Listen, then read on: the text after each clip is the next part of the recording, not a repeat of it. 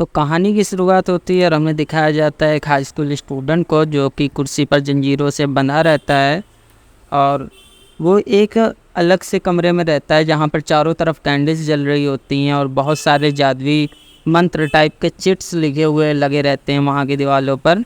और उसके सामने एक बंदा बैठा होता है तो उससे पूछता है कि तो तुम कौन हो अभी। तो उस लड़के को याद आता है कि वो किसी तो फुसिगोरो नाम के बंदे से मिला होता है और साथ में ही उसके साथ के क्लासमेट्स भी गायब होते हैं जिसके बारे में वो उससे पूछने लग जाता है। तो वो सामने बंदा जो होता है उसका नाम रहता है सातोरू गोजो। वो आदमी इससे बोलता है कि इस समय तुम्हें उनकी नहीं अपनी फ़िक्र करनी चाहिए क्योंकि तुम्हें मारा जाने वाला है। और सीन शिफ्ट होता है और हमें पिछले दिन का फ्लैशबैक दिखाया जाता है जहाँ पर ये लड़का एक हॉस्पिटल में कॉल करता है और अपने ग्रैंडफादर के बारे में पूछता है। यहाँ पर हमको पता चलता है इस लड़के का नाम दोस्तों यूजी इतादोरी होता है। तो नर्स उसके ग्रैंडफादर से बात करवाती है जो उसके ग्रैंडफादर उसको बोलते हैं कि तुम्हें मेरे ऊपर टाइम वेस्ट नहीं करना चाहिए, तुम्हें अपने स्कूल के क्लब में जाना चाहिए और पढ़ाई पे ध्यान देना चाहिए और अपनी ज़िंदगी को एंजॉय करना चाहिए।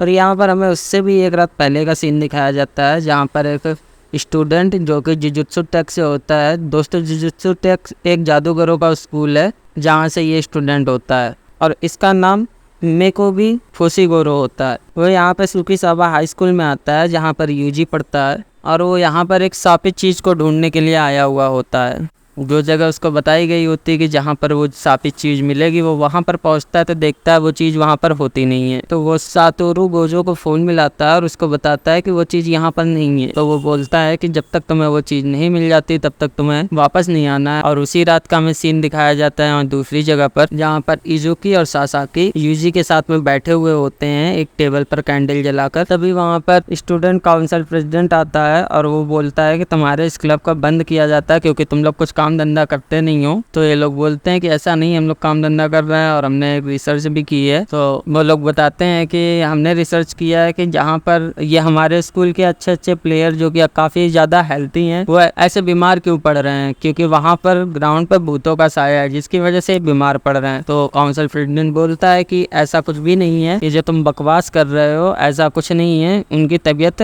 टिक्स की वजह से खराब हुई है जो कि इसके पीछे और कोई कारण नहीं है। और इसके अलावा यूजी पहले से ही दूसरी टीम में जा चुका है तो इसकी वजह से और तुम्हारा ग्रुप बंद किया जाएगा क्योंकि एक ग्रुप में कम से कम 3 मेंबर होने चाहिए क्योंकि अब यूजी तुम्हारे टीम में नहीं है तो इसी वजह से तुम्हारी टीम को बंद किया जा रहा है। वहाँ पर टीम का कोच आ जाता है और बताता है कि उसने जानबूझकर यूजी का नाम इस ग्रुप से काटकर दूसरे ग्रुप में कर दिया है और वो यूजी से बोलता है कि तुम मेरे साथ चलो, हम लोग नेशनल्स में कमाल कर देंगे। और यहाँ पर यूजी का कोई इंटरेस्ट नहीं होता है गेम वगैरह में जिसकी वजह से वो दूसरी टीम ज्वाइन नहीं करना चाहता था। तो इसी की वजह से यहाँ पर एक कंपटीशन रखा जाता है कि अब जो जीतेगा उसी की बात मानी जाएगी। और यहाँ पर वो जुजुत्सु टेक का स्टूडेंट भी घूम रहा होता है उस शापित चीज़ को ढूंढने के लिए। तभी वो यूजी को देखता है वहाँ पर जो कि ये लोग यहाँ पर शॉट पुटिंग कॉन्टेस्ट कर रहे होते हैं और यूजी यहाँ पर बड़े ही आसानी से शॉट पुट को एक बेसबॉल की तरीके बहुत दूर फेंक देता है और वर्ल्ड रिकॉर्ड ही तोड़ देता है जिसकी वजह से वो गेम जीत जाता है। और वो ये फैसला करता है कि वो ऑकवर्ड क्लब में ही रहेगा क्योंकि वहाँ पे वो लोग कुछ काम नहीं करना पड़ेगा और वो टाइम पर अपने दादाजी के पास मिलने के लिए जा सकता है क्योंकि उसे किसी चीज़ में इंटरेस्ट नहीं होता है सिवाय उसके ग्रैंडफादर के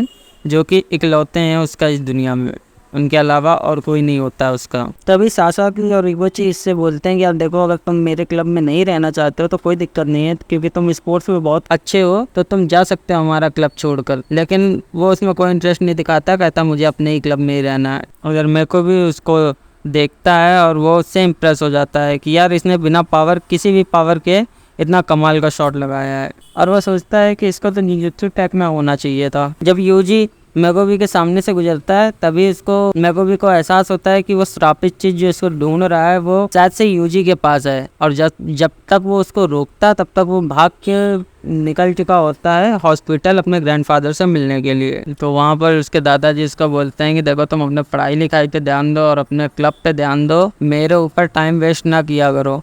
यहाँ पर वो उसके यूजी के पेरेंट्स के बारे में भी इसको बताते हैं लेकिन यूजी को इन सब में कोई खास इंटरेस्ट नहीं होता है। ऐसे में थोड़ी सी इनकी बहस होती है आपस में। तभी यूजी के ग्रैंडफादर उसको बोलते कि मैं बहुत ही एक ज़रूरी बात बताना चाहता हूँ तुमको कि मैं जानता हूँ तुम्हारे पास बहुत ताकत है और मैं चाहता हूँ कि तुम इसे लोगों के भलाई के लिए यूज़ करो।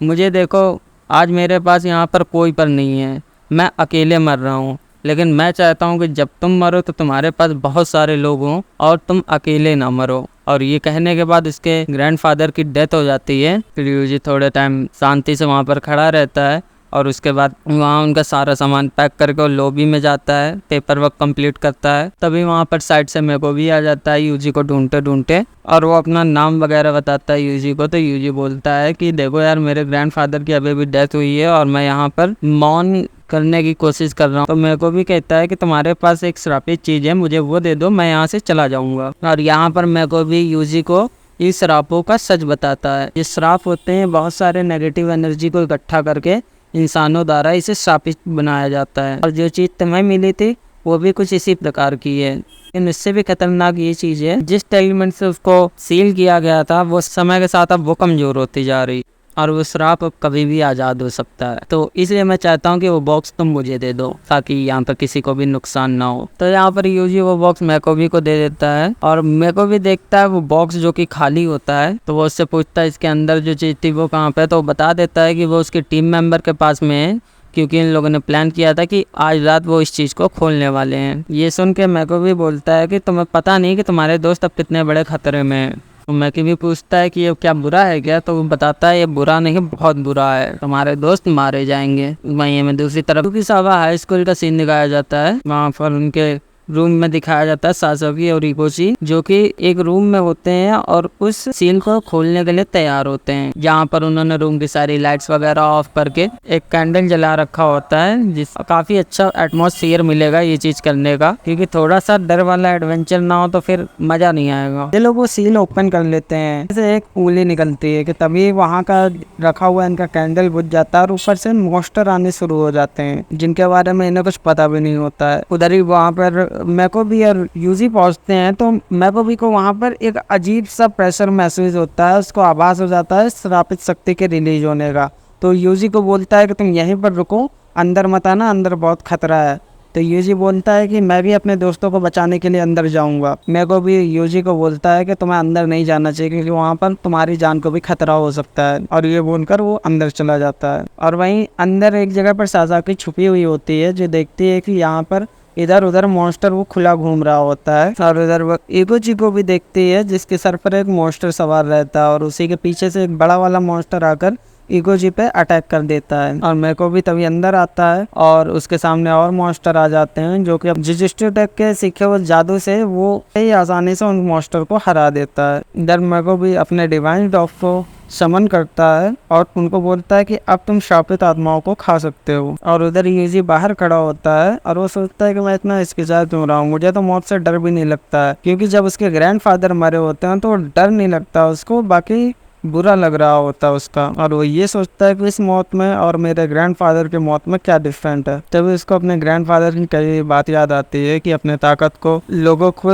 भलाई के लिए इस्तेमाल करना, और भले से तुम एक ही इंसान को बचा सको लेकिन बचाना जरूर। और उधर अंदर मेको भी और उसके डॉग्स सारे शापित आत्माओं से लड़ रहे होते हैं और उनको हरा रहे होते हैं, लेकिन वो मॉन्स्टर एक के बाद एक आ ही जाते हैं, आ ही जा रहे थे। तभी वो देखता है कि सारे मॉन्स्टर मिलकर एक बड़ा मॉन्स्टर का रूप तैयार कर लेते हैं जिससे कि वो उन दोनों बच्चों को निगल सके, और उस शापित चीज को भी जो कि वो उंगली होती है। तभी वो यूजी आता है एक हाई जंप लेकर, मानो एक फ्लोर तक की जंप ली होती है, और वो फ्लोर की विंडो तोड़कर उस मॉन्स्टर पे सीधे अटैक कर देता है। यूजी अपने दोस्तों को बचा लेता है और उधर मैकोवी के डॉग से उस श्रापित चीज को खाने लग जाते हैं और उस श्रापित चीजों को हरा देते हैं। तभी मैकोवी इसको बोलता है कि मुझे तो लगा तुम्हें डर लगना चाहिए था, और चलो अच्छा है तुम यहाँ पर आ गए, तुम बहादुर हो। और तभी यूजी पूछता है ये डॉग्स कैसे हैं। तो मैकोवी कहता है कि वाह तुम इनको देख सकते हो, क्योंकि ऐसा तभी होता है जब कोई इंसान मरने वाला होता है या कोई ऐसे सिचुएशन में होता है तभी इन डॉग्स को देख सकता है। वो बोला हाँ मैं काफी डरा हुआ था और साथ ही में मैं अपने दोस्तों को भी बचाना चाहता था, इसी वजह से मेरे अंदर इतनी ताकत आई। जब मैकोवी फिर उसको बताता है कि यहाँ पर ये मॉन्स्टर सारे इस उंगली को खाना चाहते थे ताकि वो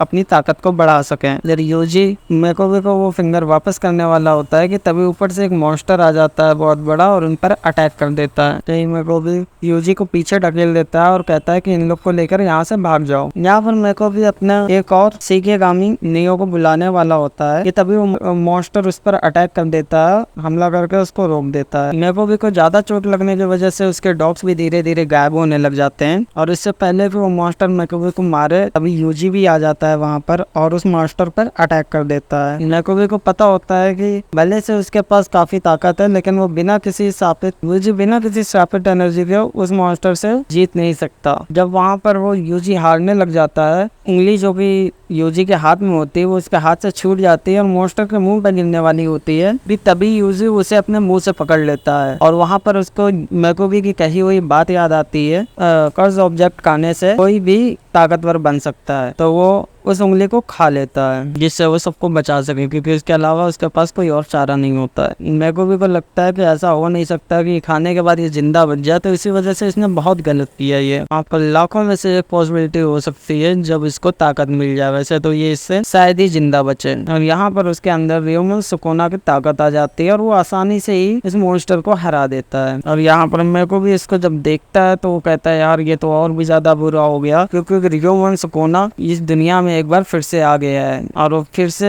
पूरी इंसानियत को खत्म करना चाहेगा। और यहाँ पर सुकोना नई दुनिया को देखकर बहुत ही ज्यादा खुश हो रहा होता है और बोलता है क्या बात है, कमाल है, ये दौर तो सच में ही कमाल का है, यहाँ के लोगों को मारने में बहुत ही ज्यादा मजा आएगा। इधर यूजी अपने बॉडी पर फिर से कंट्रोल पाने की कोशिश करता है और वो अपनी बॉडी को फिर से कंट्रोल कर लेता है और बोलता है तुम क्या कर रहे हो, मेरे बॉडी के साथ निकलो, मेरी बॉडी से बाहर। तभी मैकोबी अपने शिकिगामी को बुलाने लग जाता है और बोलता है कि अब तुम इंसान नहीं रहे, अब तुम एक मॉन्स्टर बन चुके हो और इसी वजह से अब मुझे तुमको मारना पड़ेगा। और ये एपिसोड यहीं पर खत्म हो जाता है।